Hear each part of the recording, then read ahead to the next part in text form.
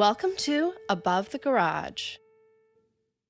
Hi, friends. Welcome to our analysis of Season 2, Episode 3 of Your Honor. We're going to do another really short round of introductions because Scarlett's power is out in Puerto Rico. We miss you, Scarlett.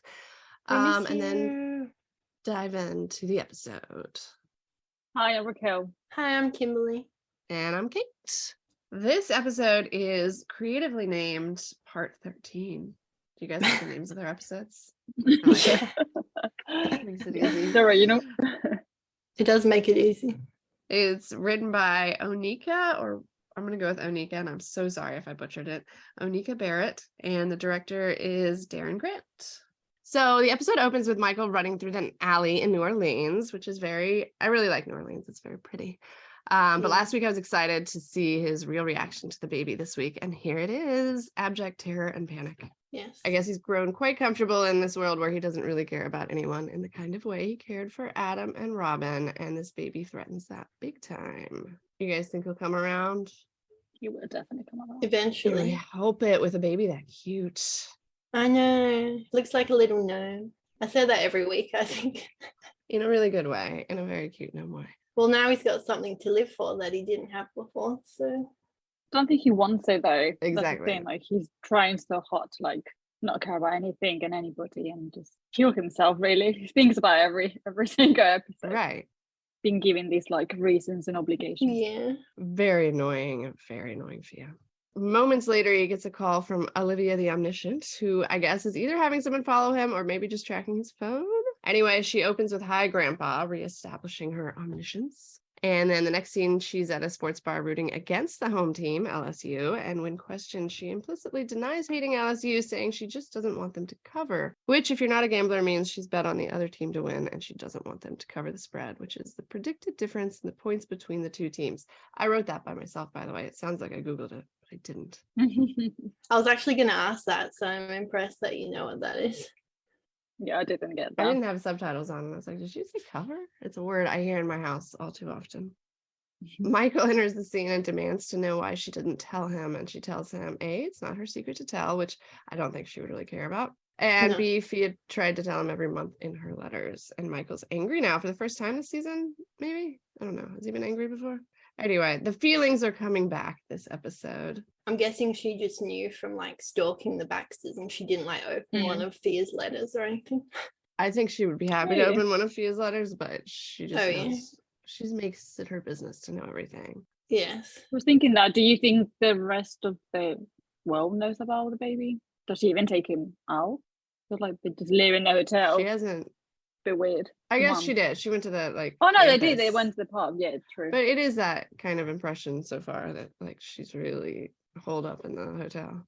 Yeah. Well, last week we were wondering, of course, the parents had to know, but we were just do they know?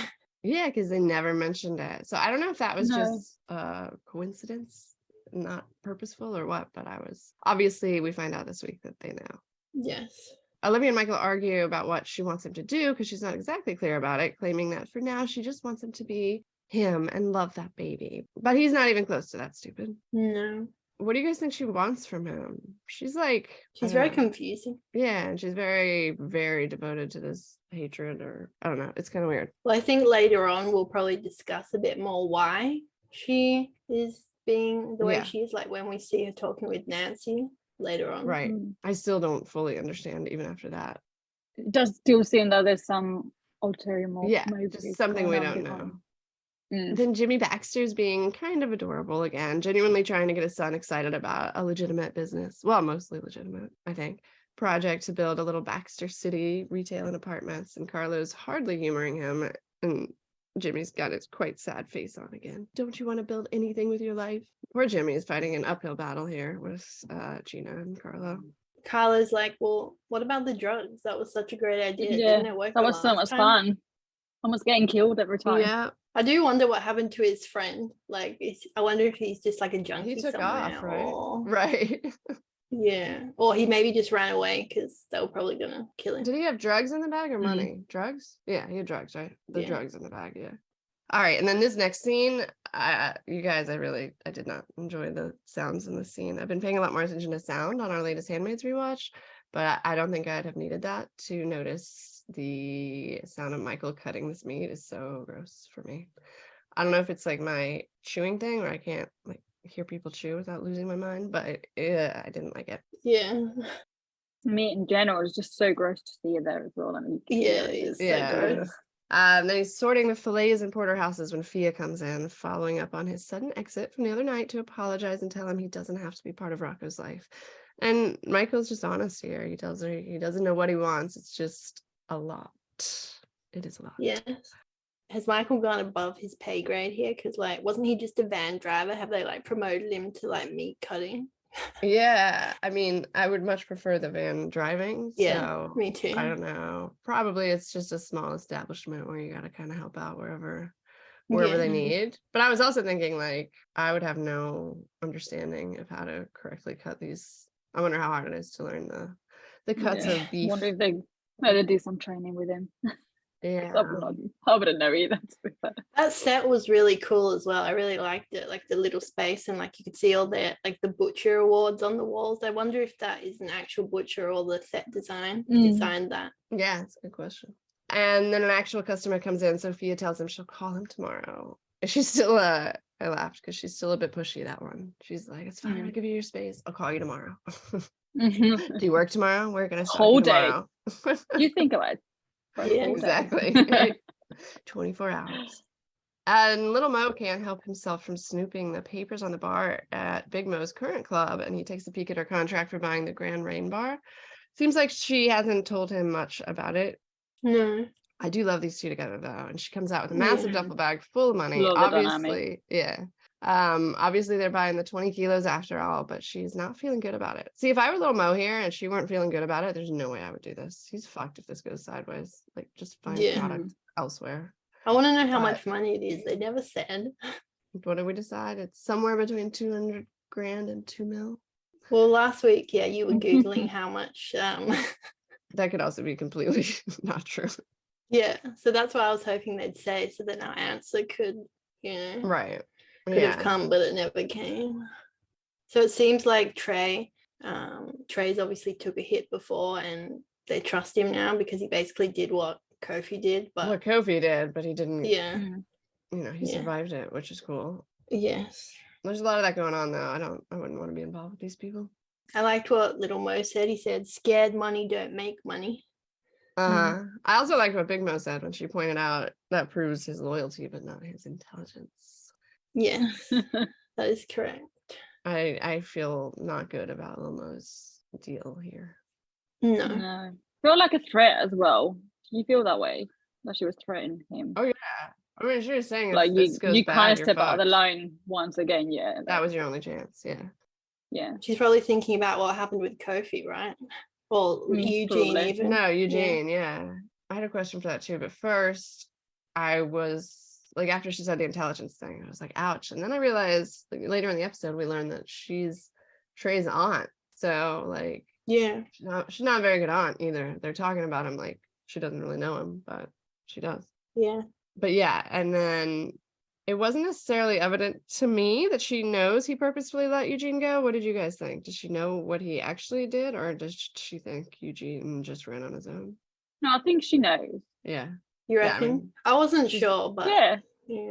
Because that seemed like she was like threatening him, like, I know what you've done, and right, letting that one slide, but you can't turn on me again. I just expected her to say something that was more clear, like not you lost him or whatever she said. Yeah, like you let him go.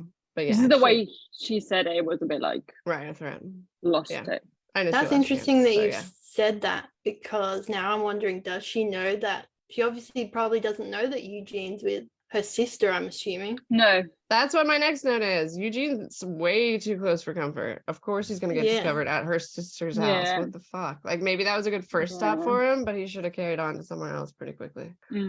But it really seems like Eugene wants to get caught as much as Adam did. So yep. Anyway. Yeah, he's not trying very hard, is he? It makes me so anxious though. Every time we see him, it's like, oh. I'm starting to lose my like I used to feel like I really wanted him to live, and now I'm like, oh, he's gonna die. And he's doing it to himself. So like, okay, well, you're asking for it, man. Sorry, little man.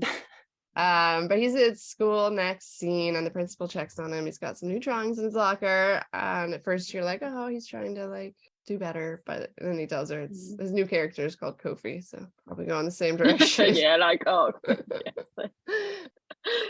Oh, We found out that the principal is actually played by Brandy Nicole, who is a staff writer on the show. So thank you Oh, for that's really cool. helping write this amazing show. Yeah, and she's really good in the principal role. That's Yeah. awesome. Woman of many talents. Then and some lockers slam behind them, and Eugene gets, PTSD style, takes him back to the shooting, I guess. And he runs off, and she notices that he's unsettled.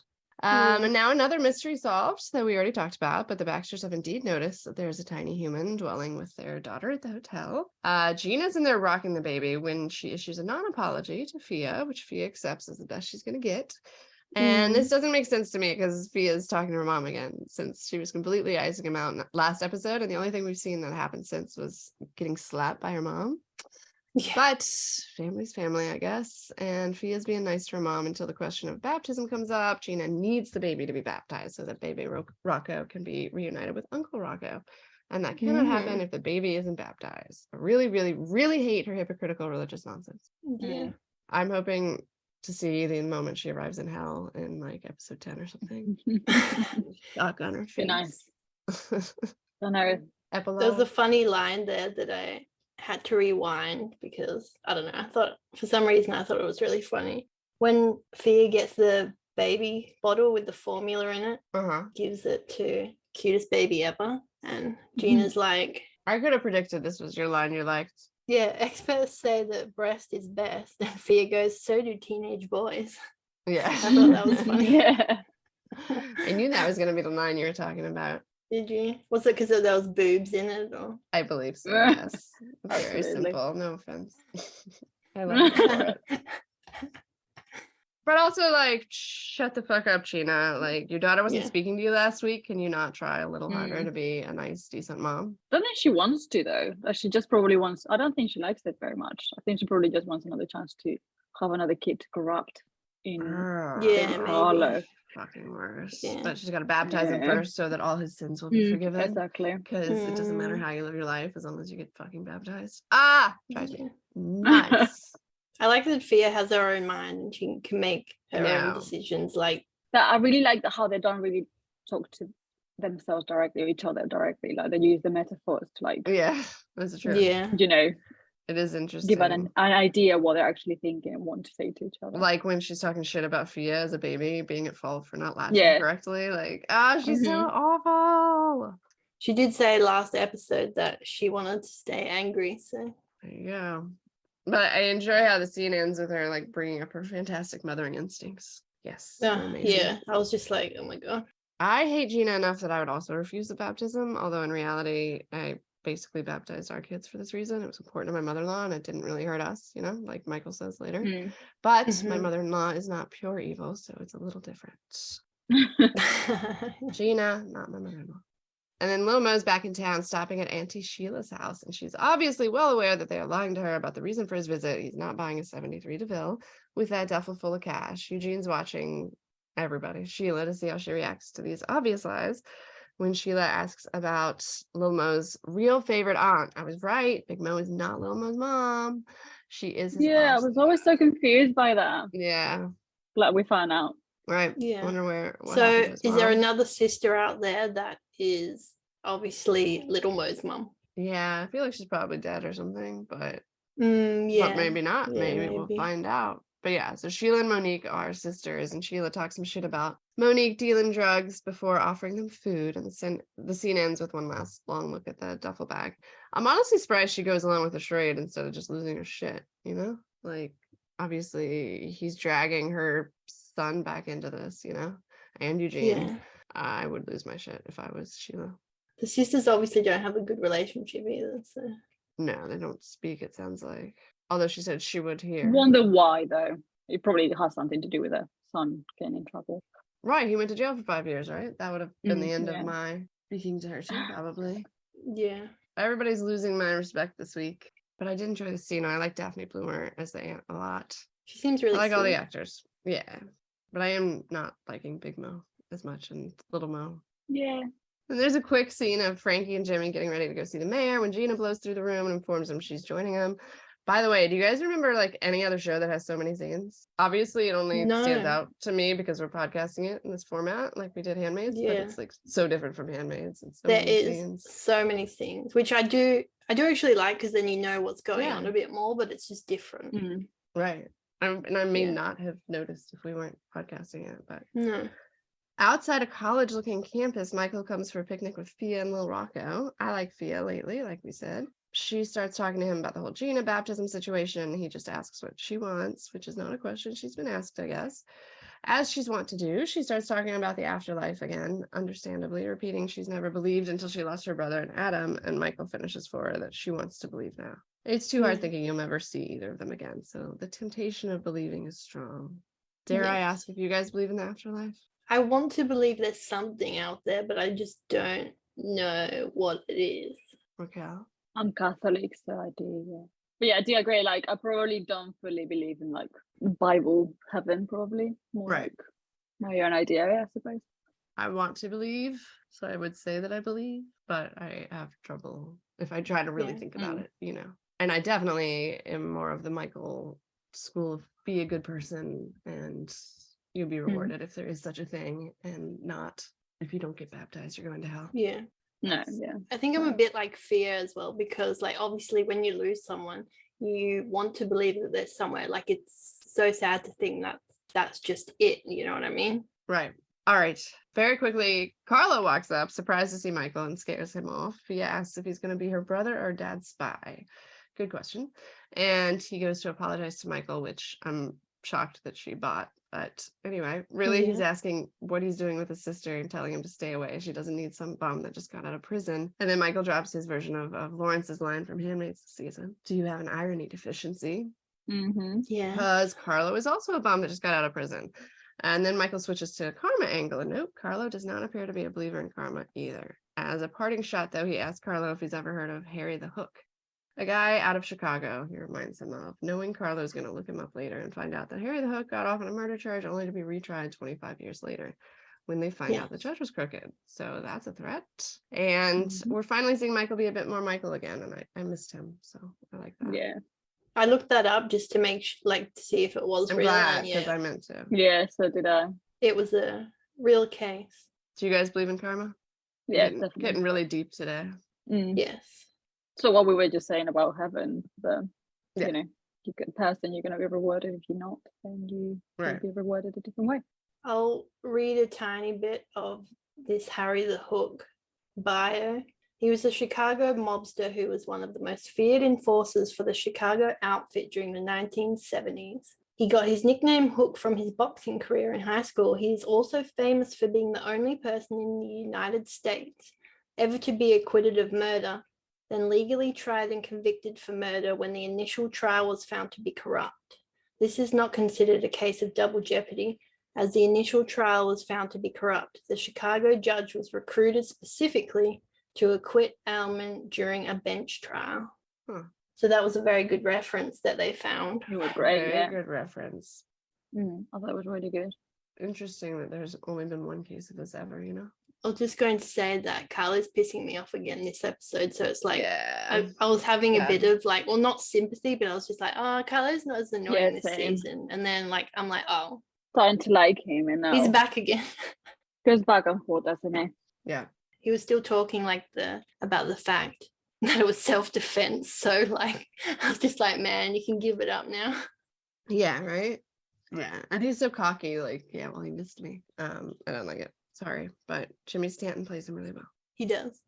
Meanwhile, at City Hall, Charlie's making the Baxters wait as a power flex while he tells his sidekick Zeke, who is played by Burl Mosley, he doesn't want to approve the deal for the land lease for their little Baxter city the former mayor made for them, approved for them. And Charlie says to let him in, and then it all starts off real friendly. Charlie's good at that, till Charlie tells him he's not standing by this deal because nobody else bid on it when they would have if it were on the up and up. So he's opening it back up for bidding, and they can resubmit. And Jimmy keeps his cool and attempts to negotiate, but shockingly, Gina does not keep her cool. She brings up Big Mo's new bar. I like when Jimmy was like, let's stay on topic. Yeah. And when Jimmy tells Charlie the Baxter's support can be very helpful, then she translates it into a threat that their animosity can be incredibly destructive. Actually, she used a different word that I didn't know, but it means animosity. Charlie ends the scene on another good line. He made promises to the people of the city, and helping rich folk get richer wasn't one of them. He's got some good lines, Charlie does. Yeah, he does. I like him. Yeah. I like him too. So basically what Charlie is saying that they did is that there were basically no other bidders because they like shoved them sideways, and so they could be the only bidders. What we learn later is Yeah. worse, that there was another bidder that went missing the night before and was yeah, never that's seen right. again. Yeah. So that is like, I mean, it's fucked up anyway, but I definitely support him Yeah. not letting them get away with that. I'm actually surprised because I thought he'd like lay down to them, to be honest, but then he didn't, so I was surprised by that. No. Yeah, I mean, it's not very smart what he's doing, so, but it's very brave. No. Somebody has to though, so I'm glad he's in. But yeah, it's funny though, because that scene with Carlo when they were like looking at the land, I was like, oh, at least they're like trying to do something a little bit less illegal. Exactly, but not like, quite. better, but it's like, no, they're just killing people to get the land now. Right. Yeah. So yeah. Michael's sitting at a bus stop when his unfriendly stalker Olivia rolls up, so he can tell her what Michael and Fia talked about and then what he talked about with Carlo. So it is not just a phone tracker. She's got somebody following him. She's real pissed off, though, that she keeps having to try to persuade him to take them down. And he asks a good question. Why does she care so much? It really does seem like there's another reason that we're not aware of. She just shoots back, why don't you care at all? Do you think he should care more? But I think, like, doesn't she realize, like, he's basically on death's door? Like, he wants to kill Yeah. himself. Why is he going to give a fuck about this, really? Right. He has been doing that for months as well. Like he's not gonna all of a sudden be like, oh, now I want to leave. I'm a freedom fighter. Yeah. Yeah, no, I think it makes sense how he is. I guess she thinks that the baby would have swayed him already, but it hasn't. Not yet, anyway. She seems to be motivated by revenge, and if he were that kind of person, that could have Yeah. Which he probably was once, like before, like what happened to Adam. I think if they tried to hurt Adam earlier in the season, like season 1, Yeah, he would have been a little bit more. right. Just the way it happened, I think it was very. Outside of his dramatic. son, I agree with you if it regarded Adam, but outside of his son, I think he's too smart to be like too vengeful because generally takes you down with it, I don't even think it's that reason though. Yeah. I don't think he has anything to care. Yeah, he just doesn't care at all. So I'm surprised she's surprised. Back at the hotel, Michael's putting a dead king back in its spot on the chessboard. What do you think that means? Was it a king? I assumed it was a king because it was knocked over the way you Yeah, knock over a same. king. And at it the was kind of end. in the middle. But I have to go back a few times. But 'cause same, felt I like was trying to that figure out if it was the a big queen or the mess king. for- Like, oh, is it queen? Yes. Exactly. I just It's like foreshadowing, but I'm not sure which was it, the queen or which the king? way. Yeah.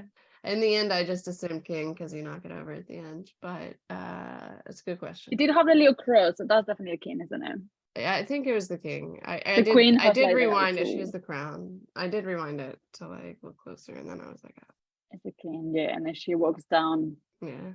And then, yeah, because you have that scene between the two of them, and it's like she clearly is in charge, Yes. even though he's really trying to like control her. Yeah, that was really Yeah. So Gina comes in after dealing with business regarding the Grand Reign, which is the bar Big Mo is buying. And Jimmy asks her why she just can't leave it alone. And yet another marital spat ensues. She insults his name, doesn't carry the same value as her maiden name, Conti, and she starts yelling at him about his failure at the mayor's, all in the hotel lobby. So Jimmy grabs her purse and physically forces her to their room, where the larger fight ensues. But it was surprising because we haven't seen him do that with her yet. And Jimmy's mad now in the room. She will not tell him how to run their business, but she's still on about them taking a shot at Carlo, even though they believe the shooter was killed. And she tells him he disgusts her. And then the fight gets physical. Again, Jimmy physically restrains her while she tries to leave to push him to hit him. He holds her tightly and tells her to calm the fuck down repeatedly. He just says calm down. Eventually she seems to, and I did think they were gonna fuck, but then she tells him he can have Frankie handle that for him too. So I guess not. Did you guys think they were gonna have sex? totally. I only thought they were going to fuck when he started breathing funny. And I was like, oh, so that's where this might be going. Yeah. Same. I didn't really see any other resolution to it. I thought it was gonna show, because we haven't seen anything good about their relationship yet, which this is not good. I'm No, not saying and that.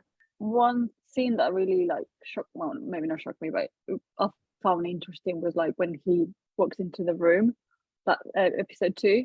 When she does, and she covers up, you mean? Yeah, it's like just Yeah. taking a shower or something. I was like, oh, okay. Like, Yeah. It was Yeah. very vulnerable and awkward. married to life doesn't seem to be very. Yes.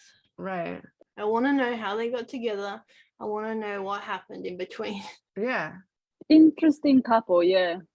I wonder if before Rocco I assume they were better before Rocco and everything else. Probably. But yeah, like how can this marriage ever be remotely happy? Like not even happy, but just like tolerable. It's just a hate marriage Mhm. at the moment. Yeah. Probably one of my favorite scenes, this one in this Mm. episode. The acting was amazing, Yeah, actually, great. by Yeah. both Michael Michael Stolberg and and Hope Davis. Mhm. Yeah. Mhm. And the lighting of I love the lighting in the hotel rooms. It fits the tone of the show nicely. Yeah. Do you think that means she's actually fucking Frankie? She's not, right? I thought today, I don't know. You never know. Must be fucking somebody. Yeah. Clearly not fucking her husband. No. But it's funny though, because that's what she does. She just bruises his manly ego, Yeah. sorry. And it's kind of like what she does with Carlo as well, like tries to like diminish him or like belittle him into Yeah. doing what she wants him to do. She Yeah. really is the Interesting to worst. see her doing it with Dean as well. Yeah. She's just so disgusted that he doesn't do more than he does, and he wants to sit Mm. back and obviously let other people handle it. Which is a smart thing to do though. Like, Exactly. This next scene pisses me off too. Lil Mo has fallen greatly in my esteem after he brings Eugene on this huge drug deal. Why the fuck would he do that? so stupid. That's I insane. know. Like, what? That's insane. You do not try to protect somebody in one Yeah. move, in one grand gesture where you're risking your life. You just told him, your last chance is your last chance, or I forget what he said. Yeah. The fuck? I don't like that. That doesn't make sense to me. But Yeah. anyway, here he is in the car with him. Lil Mo is a player. I don't know if he was joking, but he said he had 3 girls on the go. Damn, Lil Mo. I don't think he's joking. But yeah, he's asking Eugene about girls, bragging about his 3 girls, and they're just driving around killing time, waiting for their cousin Roger. Next scene. Who we got in this scene, Kimberly? Django is back. Django. Baby Django. Charlie comes to visit Michael, and he's clearly suspicious Michael's told the Baxters something, which is weird because in the last episode he was the opposite, completely confident Michael's silence. Mhm. But Michael Mhm. just responds he's his only remaining friend who'd do anything to protect him, which is exactly true and what he's doing, but not what Charlie's asking. Then we find out a little more about the deal Charlie doesn't want to hold up for the Baxters. Sounds like they killed the other bidder for the land lease and they were never heard from again, which we talked about earlier, but damn, that is not cool. I like the tennis ball in this episode. I mean, I like the tennis ball in the scene where like when Charlie asks him, like, is there anything I need to know? He rolls the ball. He's got the ball in his court. Yeah. To Michael. It's funny. If I was doing that with my dog around, he'd be like, oh my God, ball. Yeah, yeah. I was like, Django's so tired and he knows that he needs to go on Michael's lap because he knows that his daddy is sad right now. He's a sad boy. It is true, though. Dogs feel that shit. Yeah. All right, now all hell's about to break loose. I told you this deal wasn't going down easy. I mean, everybody knew this deal wasn't going to go down easy, but they leave Eugene in the car as Lil Mo and Trey go inside. By the way, Trey is played by Jermaine Mouse Brooks. I think he's really good in this. I like him. Yeah. But I'm worried about him now. Yeah. I can't believe they just leave Eugene in the car with all that money. I was like, what are you doing? Everything about It Eugene stresses me out. is fucked Been up. there, it's like, why is he there? Like the fact that they could like got him into a jail or a prison, like he might get arrested and Yeah, and then he's you see supposed that to be killed by the Baxters again. Like, oh, Yeah. it is. It's very frustrating. So yeah, they leave him in the car as they go inside Woody's barbecue to wait for Roger. When we flip over to the bar owner informing Big Mo their deal is off because Gina's offered him 10% more than Big Mo, as well as a long-term plan for his continued breathing. Lil Mo threatens his short-term health. He sells her the club, or his heirs do. She has good lines. And this poor guy is so fucked.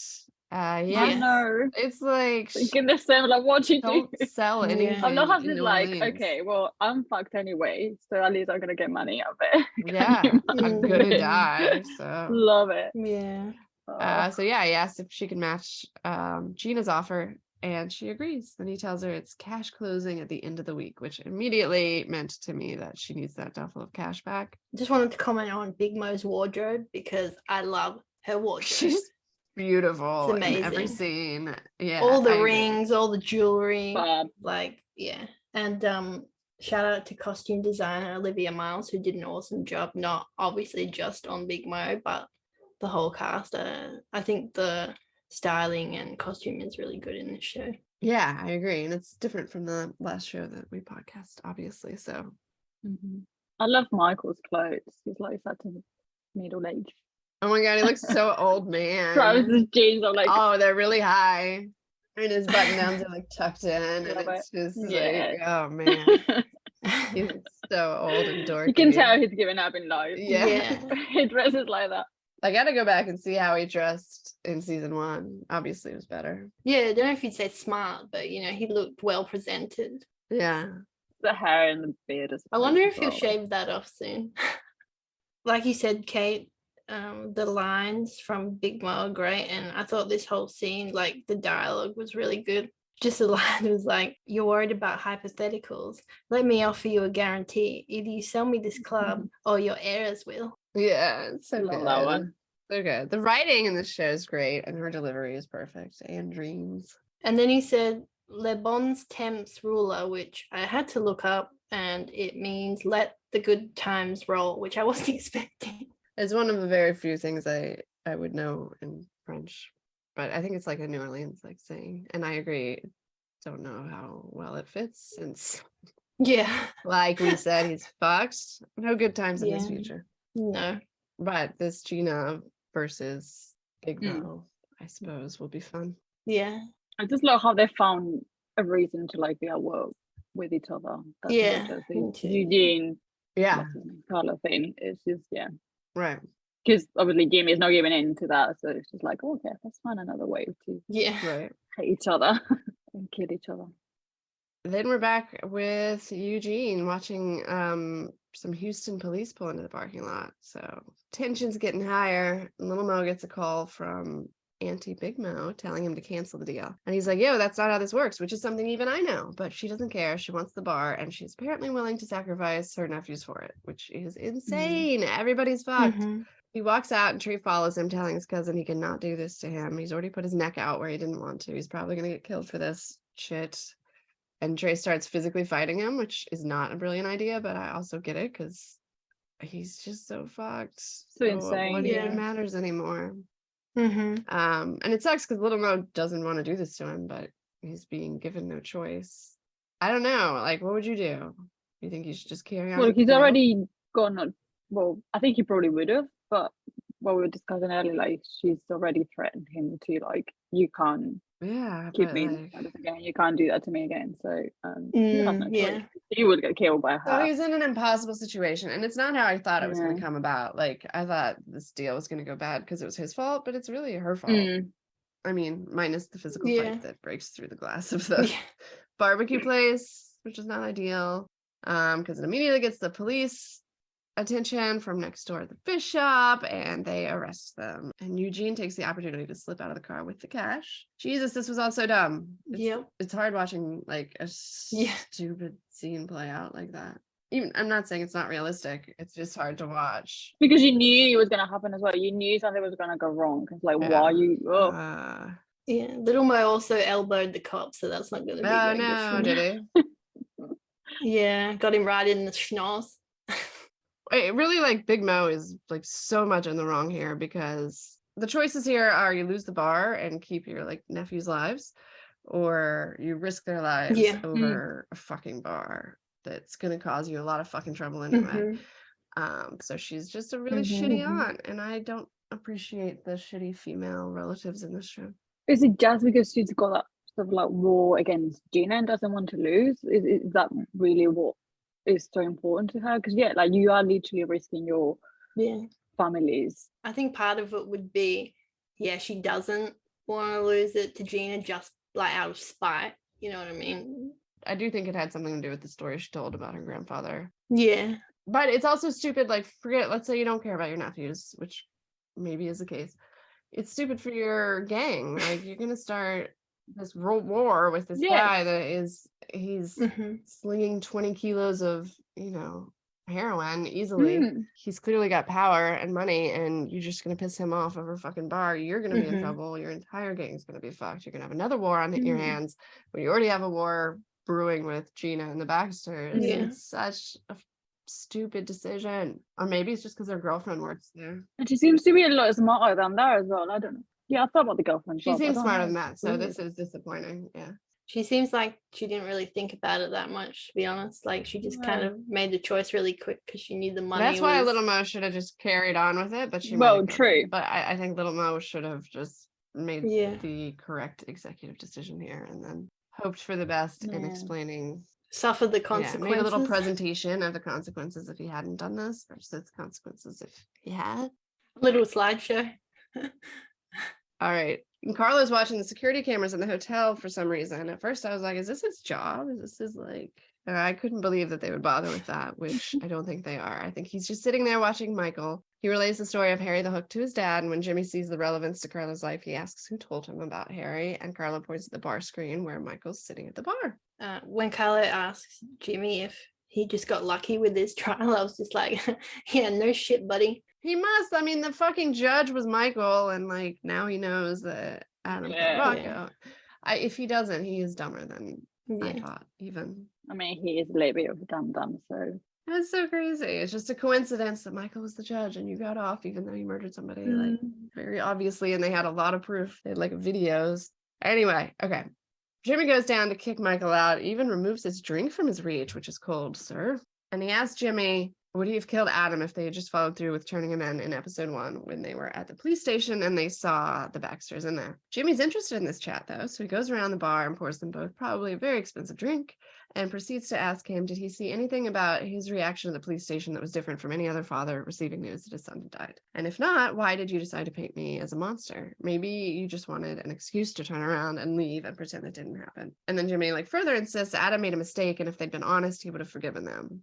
At this point, I was like, nah. First of all, maybe not, probably not. But the real person that matters here is Gina anyway, not Jimmy. And no matter what Jimmy says, Yeah. Gina would never have let that fucking fly. Yeah. She would never have let Adam live Yeah. after he killed Rocco, accidentally or not. Interestingly enough, at this point, because last week I think we talked about, Kate, you asked us last week whether in the last episode of the first season when Adam was at the hotel for the party, if Jimmy would have killed him, and I said, no, I don't think so. And now? I believed him when he was talking to Michael. I was like, okay, Yeah. maybe he wouldn't know. I did But believe it. then I thought Gina would have Right. made him kill him. For sure. I feel like maybe at that point, just because of fear, I'm still unsure if he would have killed him at that moment. Well, whether he was toying a bit with Michael, but now that he said, obviously he would have wringed With his his own neck, hands, killed him with his own hands. Now I'm kind of unsure again. I don't know if he would have done it though. I think he might have let him Yeah, I live don't for a know. while. I don't know if he really meant it, or he's trying to create this persona, this Yeah. idea of himself, in front of Yeah. Frankie, especially after his conversation with Gina. That is a good It point. was funny actually. and ballsy of Frankie to even ask, to follow up with that. Really, boss? Mm. But I think, first of all, none of it matters because Gina, right? But I do think, Gina aside, he might have let him live for a while, but only to torture Michael so that it's hanging over his head and he's terrified because he knows he knows. And Yeah. when's he gonna kill him? Is he gonna kill him? Mhm. So that's what he's doing now. But Oh yeah, this was so effective. It was stupid of Michael to give him this opportunity to hit him so hard, and that's why Jimmy walked around the bar and was like, oh, this will be fun. Yes, I can have this conversation. Yeah. But it is also interesting for him to learn that information that they were at the station, I don't know. A lot of shows, Mhm. people don't know certain things that are important that change their whole lives. And I liked him telling him that. Yeah. Yeah, even though it was stupid. One thing that you do just spirals your whole life. It's true.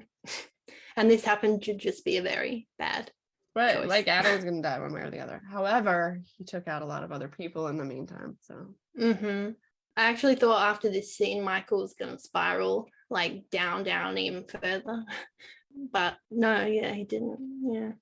that's That's it, right? That he's given him he's again Bruce's Mandingo, which is literally what the show seems to be about. Yeah. And now he's got these like now he wants revenge. That's true. I hadn't thought of it that way, but that's a good point. Yeah. I like the line too. I didn't read it, but Jimmy was very convincing, I think, when he was like, if you and Adam had come to me with honesty and attrition, how could I have responded with violence?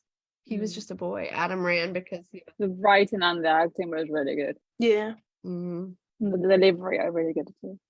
Then we have Olivia versus Nancy again at a firing range, only Olivia wants to be allies. Nancy is so mad about Michael being out of prison. I realized last week she reminds me of Javert in Les Miserables. You've probably not seen it, Kimberly. But he's just like hell-bent on Jean Valjean being put back in prison. Completely illogical vendetta when there's other fish to fry. But she and they're both in for like meaning well, I guess. I don't know. But she does teach us something about Olivia. She's been demoted from the New York branch to Louisiana. I love the scene between them. Amy's fantastic in this scene. Yeah, it's a good one. I think we said a little bit about it earlier, but this could also be why she's pushing so hard for the Baxters, because she has been demoted. For career purposes. Yeah. Yeah, for career purposes, to try and get her career back on track. Do we know why? We don't know like what she did to get demoted, right?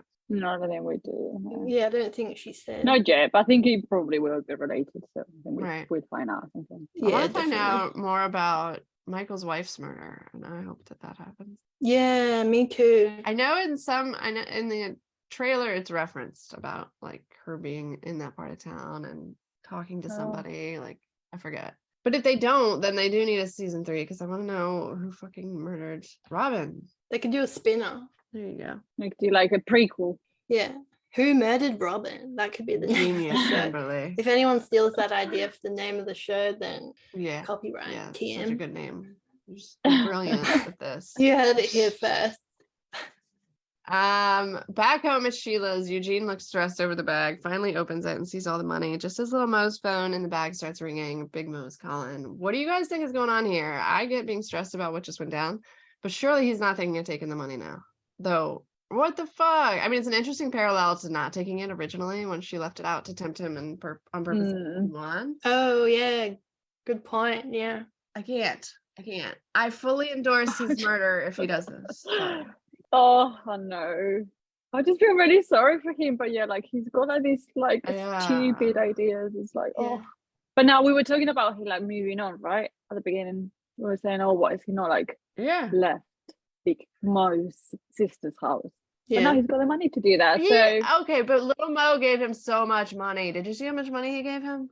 That could have gotten him across the country into a job or something. Yeah, but should have. They're gonna need some money for bail, aren't they? So. Oh, I don't know what's gonna happen.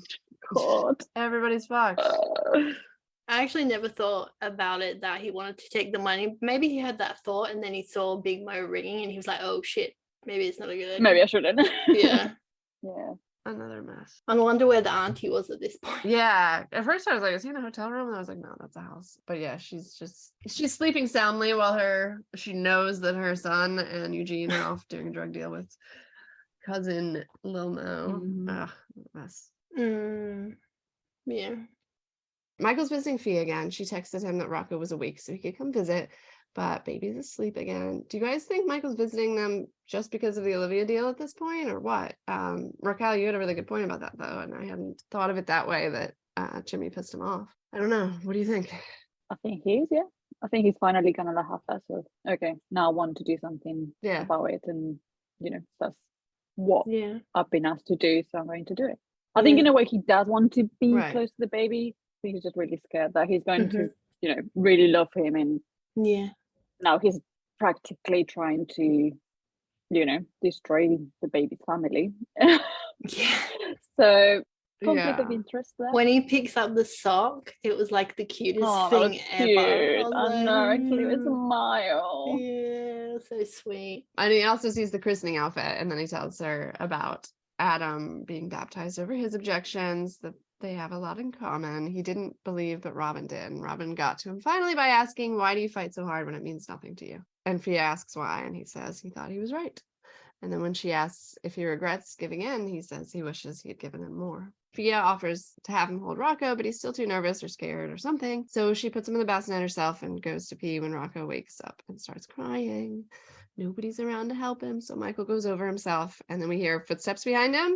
And they were like, to me, very clearly man steps. So I was excited. I didn't. I thought it was Fia. I was very surprised by that. I was like, oh my. Shocked. Yeah, the shot at the end with them two looking down at the baby was, it was amazing. Good drama. That was so good. The music was so good. And then, like, the baby and the maid in the middle as well, like looking at both of them. That was such a cute shot. Before the baby melted them a little, they both had like the funniest frowns on their face, like very extreme, like you draw a frown. It was really funny. Yeah. Yeah. But then the baby is like smiling at them and gurgling, and it's like, oh, it was a great shot to end on. Yeah. Michael put his hand on the baby, and the baby was like playing with, like, you know how babies like squeeze your fingers like with their tiny little hand. It was so I feel like cute. they really cast this baby well, or got lucky or something, because like they did. He does resemble both of them. Yeah, definitely. I was just thinking about what Michael said to Fia about the christening and like giving in to Robin's wishes, because obviously Robin probably was a good person, but Gina clearly isn't. But it's just like he really wants Fia, well, he needs Fia to be in good terms with Baxter's to so is he manipulating her? Get good intel on them. So I think that's unfortunate. It's so hard to tell. Fia's like so excited about having Michael in her life because she thinks he's like a I good know, guy, but that's what I think is not going to end that well for her. I like Fia a lot. Yeah. And she's a good actress. Like, I didn't really like her in season 1. She was a little bit annoying. But... Same. Yeah, I like her now. But even like the peeing line, I don't know, for some reason I really liked Lily's delivery of that. I was like, I totally get that. Maybe it's just because I've been in that situation and I feel good. it. Like, yes, you do. Anyway. Yeah, Fia's just gonna be so disappointed in everybody. There's nobody in her life that's a stand-up person at this point. You can really trust. Although I think Carter's been nice to her. Right. And her line was so good. Like, are you being a brother right now or a spy for dad? Yeah. Or he's a spy. Important to acknowledge that. Yeah. I'll tell it, but yeah. I wonder if they'll start from the end of this episode next episode, or it will be a different scene. They should, I hope, because like, what is going to happen between those two and this those two and Fia, like, gonna hang out and watch TV? Yeah. So last week they obviously started off where they left, within a minute or whatever, a few minutes, and the episode before that was like weird because it was but it did, because he got out of jail. So yeah, so far they've been starting off right where they left. Yeah, we shall see. I wonder if Gina knows that Michael's been hanging around. She can't, right? I feel like she would have lost her shit. That revelation should be shown. I think we probably will find out when she does. Yeah, I feel like Jimmy would definitely keep that from her because he knows what she's like. He's definitely going to demand that he's killed. And he probably wants to have a little bit of control over the situation before she finds out. Yeah. So he can probably offer some form of like, okay, well, I'm doing something about it. I don't know. Should all be interesting. I don't know how I feel bad for Trey because he didn't want to be part of this. Yeah. He's getting dragged down again. And he already served 5 years for them. Yeah. And leave him alone. I wonder what Big Mo will do when she finds out. Nothing as well. Like, oh, that really frustrated me because like she's so like they needed it so badly, and now they're like, oh, okay, well, we're not gonna do it now. Do that. Everybody knows that. It's fucked up. And she seems so smart. Exactly, just doesn't fit. Like, very out of character. Yeah, and that's why we're like, what even is she doing it for? Yeah, more than just the bar. I hope she feels bad. I look forward to Fridays. It's hard to wait till the next episode because you just want to know what's going to happen. These was really like love the ending of this one. Yeah, it's good. A lot happened. It did. All right, I think that's a wrap on our discussion on season 2, episode 3. See you guys next week to discuss episode 4. I can't wait. Bye. Bye. Bye. Bye.